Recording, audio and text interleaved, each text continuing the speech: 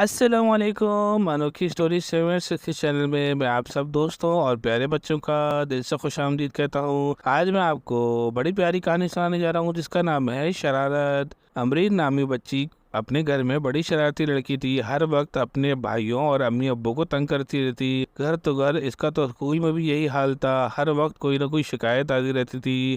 کبھی شکایت مس note book پر لکھ کر بھیج دیا کرتی تھی تو کبھی میڈم کا فون گھر آیا کرتا تھا۔ امرین کی نانی نانا تو اس سے بڑا پیار کرتے تھے۔ ایک دن رات کے کھانے کے بعد امرین کی امی اپنے گھر امرین کو ساتھ لے کے چلی گئیں۔ امرین کی حرکتیں جب نانی نانا کو پتہ چلی تو انہوں نے بڑی محبت اور پیار سے امرین کو سمجھایا۔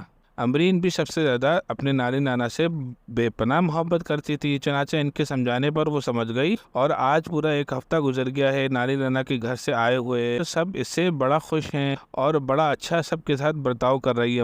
امرین بالکل سدھر گئی ہے۔ پیارے دوستوں اور پیارے بچوں، یہ تھی شرارت نامی کہانی۔ اگر آپ کو یہ کہانی اچھی لگے تو اس کو لائک کیجیے، شیئر کیجیے اور میرے چینل انوکھی اسٹوریز 7 کو سبسکرائب کرنا نہیں بھولیے گا۔ جزاک اللہ۔ السلام علیکم۔